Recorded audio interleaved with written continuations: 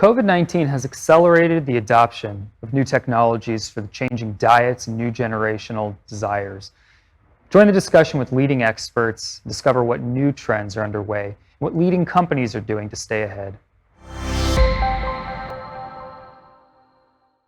Hi, my name is Eric Allen Rapp. I am a partner with the venture investment area of Vext Fund and investing in food tech companies. Vext Fund is the sovereign investment fund of Denmark. I'm here today joined by three guests from around the world, all investors, all focused on food and agriculture, each representing a different type of investor, and all of us experiencing similar thoughts and challenges in the world that we live in today. I will start by introducing my guests here, and then we will just jump into some discussions. Based in the U.S., we have Steve Sanger, who is a founder and partner with Evolv Ventures. Evolv is a $100 million venture capital fund that's backed by Kraft Heinz that invests in early stage companies across the food value chain. Based in the Netherlands, we have Linda Boender, who's part of the investment team of Rabo Corporate Investments, the investment arm of the global food and ag bank, Rabobank. And she focuses on early stage food and ag investments with a particular interest in sustainability. And based in Israel, we have Nadav Berger, who's a co-founder and managing partner of early stage food tech investor Peak Bridge Partners. They're the only venture capital fund to be an official partner of the world's largest ag food and innovation initiative, EIT Food. And so this is an interesting group because I'm with a team backed by the Danish state. Steve's fund has close ties to Kraft Heinz, which is one of the largest conglomerates on the planet. Linda is with a global bank, and Nadav is with an independent VC. And all of us have certain things that we've been experiencing over these times, looking at investing during times of COVID-19. So what I'll do here is let each person introduce themselves for a couple of minutes, and then we'll dive into some questions. And we'll start with Steve. It's on you. Yeah, thanks, Eric. Pleasure to be here. So as Eric mentioned, Steve Sanger, partner with Evolv Ventures. We're a $100 million venture capital fund backed by Kraft Heinz. So Kraft Heinz is our single LP. We're a little bit unique with our corporate venture capital fund in that we're structured in a way similar to a traditional financial venture capital firm. All of our team members have carry on the deals that we've invested in. And my partner, Bill Pescatello, and I have put our own personal capital into the fund. So as Eric mentioned, we invest across the food value chain. I spearhead our team's efforts in looking at opportunities within food tech. We're primarily Series A, Series B investors with a check size of anywhere from $2 to $5 million per deal. We've made 8 investments to date, looking to do more. When I was on a panel last year in Israel, we had not invested in Israel. We've since invested in a company called Fabric, which you may be familiar with. That was our first investment in Israel, and we certainly look to do more. So the thing that I'm trying to navigate in this very uncertain world is how to do deal making when you can't meet entrepreneurs and it's all over Zoom or Skype or Google Hangout. And so that presents quite a bit of difficulty and something that we're navigating amongst everyone else on this panel. And how do we operate in that uncertain environment? It's a really great intro to Linda, who will present herself now. Thanks. Yeah, thanks, Eric. And it's a pleasure to be here. So as Eric mentioned, Linda Boender, I represent Rabo Corporate Investments, which is part of the global food and ag bank, Rabobank. We have an allocation of 2 billion euros for private equity investments, funds in funds, but also 125 million allocated towards venture capital investments in food and ag. We invest along the value chain in similar stages like Steve. So, we do late seed, Series A and B mostly. And we currently have a portfolio of 11 companies that is in the US, in Western Europe, but also 2 investments in Israel.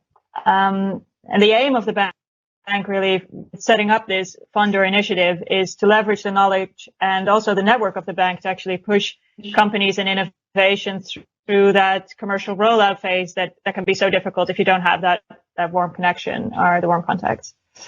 So as I'm listening to, everything that's happening in the world and also to, of course, the point that Steve made, we're also struggling to do investments during this time. But I think what's also important to consider is, let's say, the challenges that the companies that we try to invest face.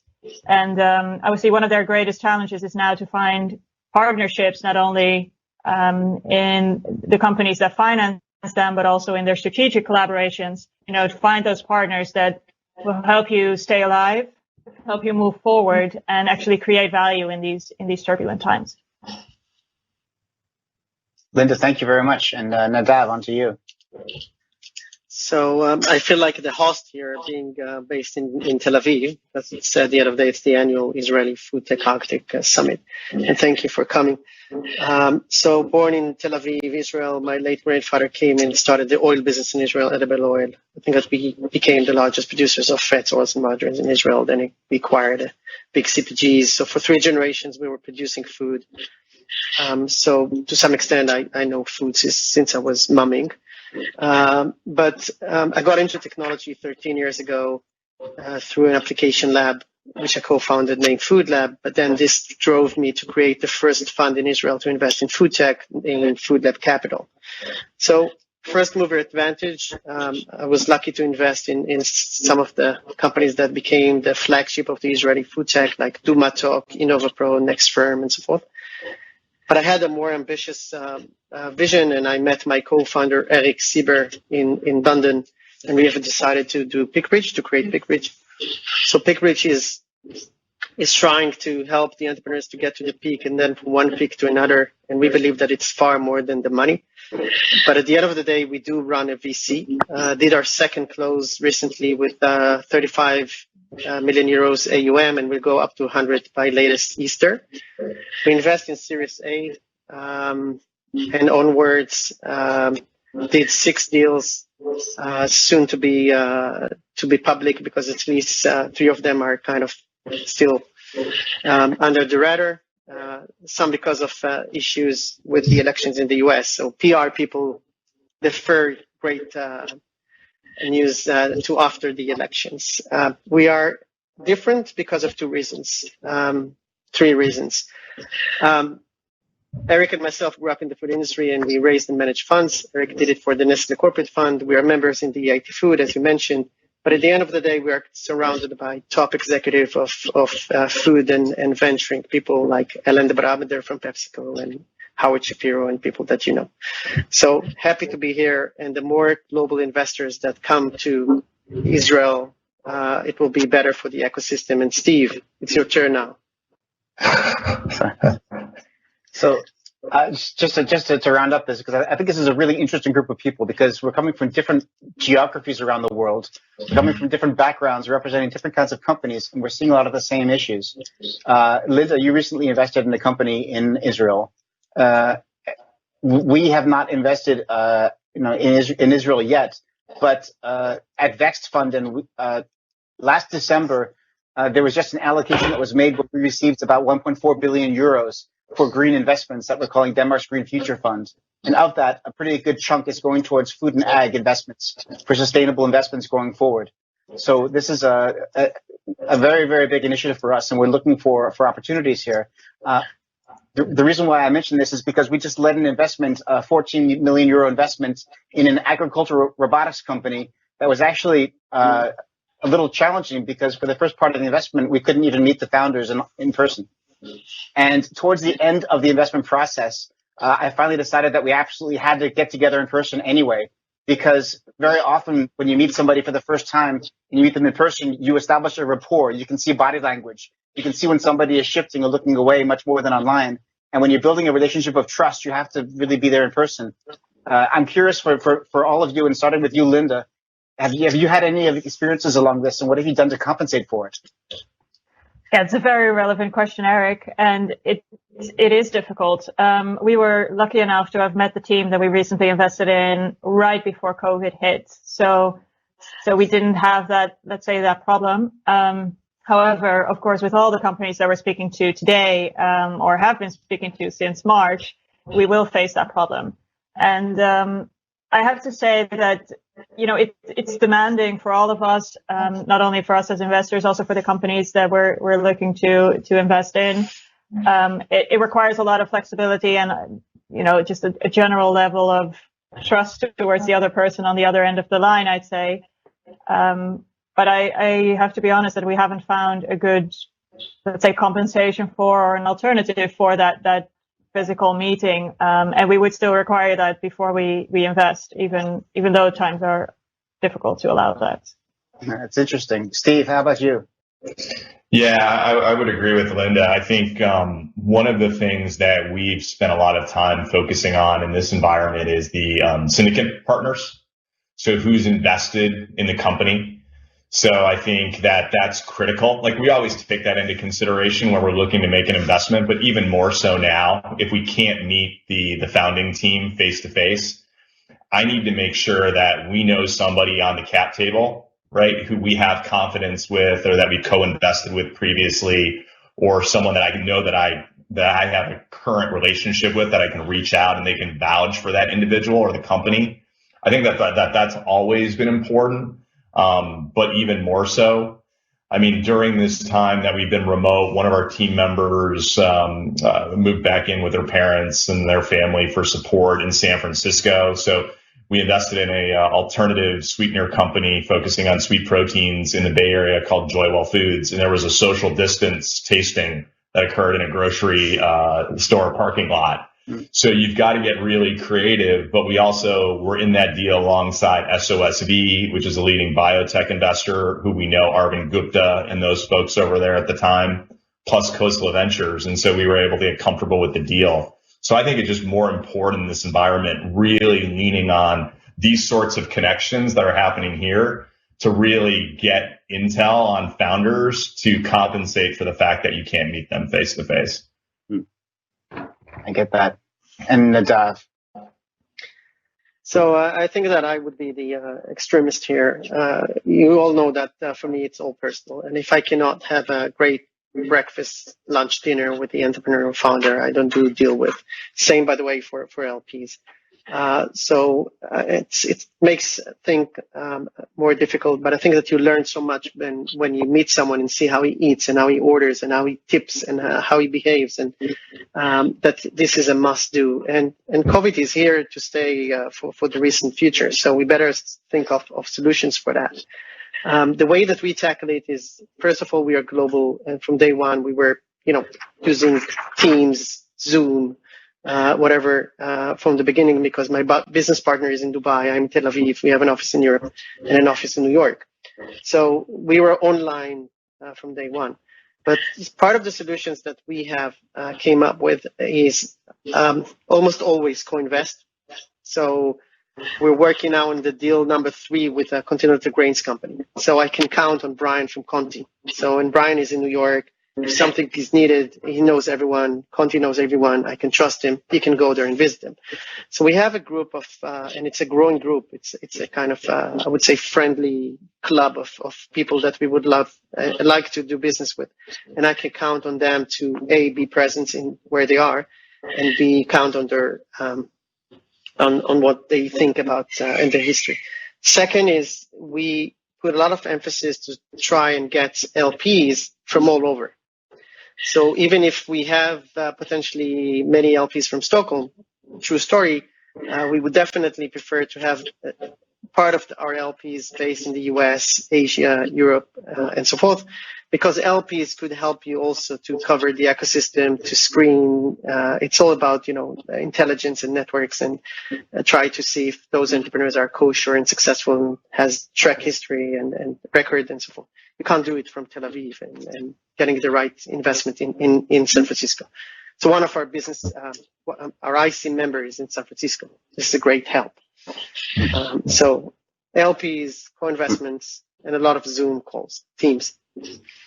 As Steve said, the agricultural robotics company that we invested in, that's called AgroIntelli, we co-invested with another investor who had actually been working with them in person for a number of months. And because they're a trusted co-investor, as Steve said, it helped us get the process going. And then as it was getting towards the end, it wasn't just about the fact that we wanted to meet them in person, but I felt that it was very essential to meet in person, because we needed to establish this rapport and this relationship of trust that went both ways. And so I think at some point, maybe we're in a world where we need to start looking more hybrid, where we can meet under controlled circumstances, maybe in a supermarket or out in the field or somewhere, but to get to know each other in order to be able to have this dialogue afterwards, and then to take the business discussions online as much as possible. But I think it's not, in my view, it's not really a digital world as much as a hybrid world that we're heading into now. That's something that I think is quite interesting. There's a related subject that to this, which is that we have a bit of a conflict here, because in times of COVID-19, I've heard from a couple of you as well, something that it's on my mind as well, which is that it's almost, well, there's an increasing sense of urgency to invest in companies in this space. And COVID-19 has sort of highlighted some of the issues we have. It's highlighted the fact that we have a very fragile food supply chain that we need to fix. It's highlighted a number of things. So we find ourselves in a situation where we have almost an increased drive and motivation to make more investments, but we're held back by reality in the physical world that we live in. Have any of you had this kind of experience during this year? And I'll start with Steve. Yeah, I mean, I think in terms of our investments, I think given the impacts of COVID, I mean, we've been really fortunate. We've invested in a lot of companies in the biotech space. So I mentioned Joywell Foods focusing on sweet proteins, but also New Culture, which is making, dairy cheese without the cow. So we're big believers in, you leveraging better for you, kind of the better, and improved supply chain in this current environment. We're also spending a lot of time looking at food as medicine concepts during this period. I think that you have consumers that are thinking about their health quite a bit in this environment. So we're spending a lot of time kind of thinking about, are there plays to kind of impact human health as it relates to food, whether that be incorporating better for you ingredients into products, prebiotics, probiotics, addressing microbiome health. Those are things that we're thinking about. And we're also, I think, looking at sustainability, even more and more. We spent a lot of time looking at sustainable packaging in this environment as well. And so those are just a couple of areas that we're looking at. We're also looking a little bit at Cell Ag as a fund. And there's a lot happening in that space, which everyone's well aware of, but really kind of thinking about where does the supply chain head in consumers' demands in this environment? You're seeing more of a trend toward improving supply chains, healthy eating, worried about health, and those are areas that are very much top of mind for us as a team and our fund. It's really interesting that these areas that are all related to food are getting a different kind of focus. For you, for example, you're looking at Cell Ag, which again is related to supply chain, it's related to health, it's related to climate. It's almost as if, in some ways, when we say food and ag, sustainability is much more attached to those two words than it used to be. Which is why I'm curious about the prioritizations. And Linda, when you're looking at priorities now compared to 10, 12 months ago, have the priorities of what you find interesting shifted? I would say partly. The pandemic has changed the world, but I would say it hasn't so much changed the way that we're investing. So, of course, we're more cautious of investing in industries that are struggling at the moment. But I think we're also very well aware of the fact that many of the F&A innovations that were already there or lurking under the ground have actually been propelled by this pandemic.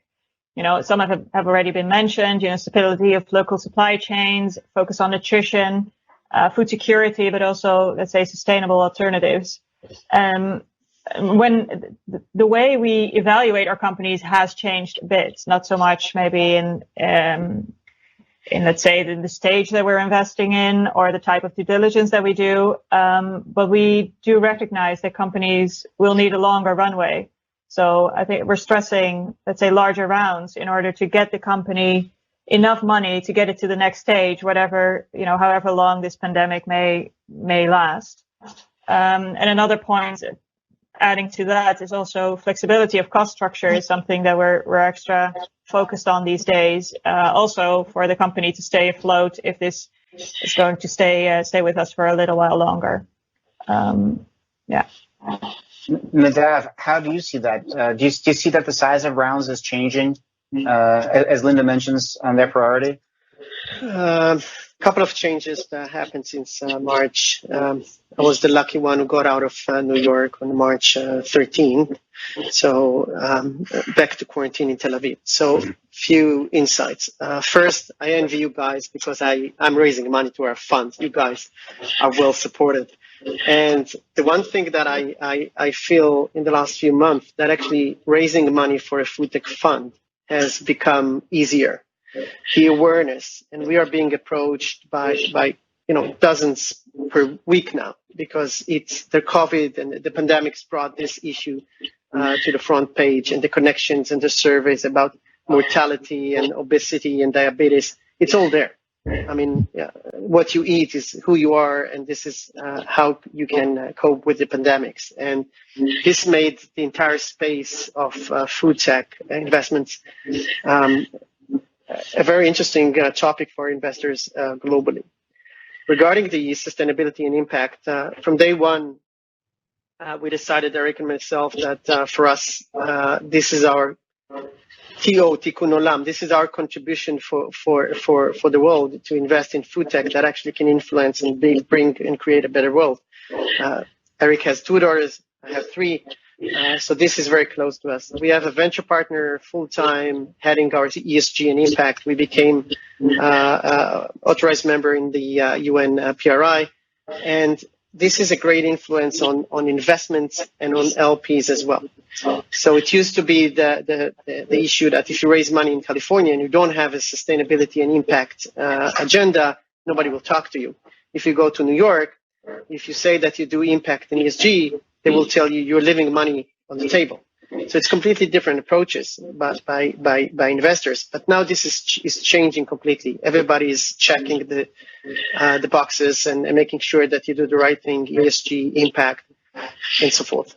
And this is a tick the box for us in anything that we do or invest in. So, Steve, I've seen you nodding a couple of times during this when Linda was talking about doing larger rounds to make sure companies get funded, and when Nadav talked about also it being a checkbox. How do you view this, and how have you seen this in the companies that you've been looking at recently? Larger rounds, more funding, more runway? Yeah, no, for sure. I think companies that are raising now need to raise to have 2 years of cash at minimum.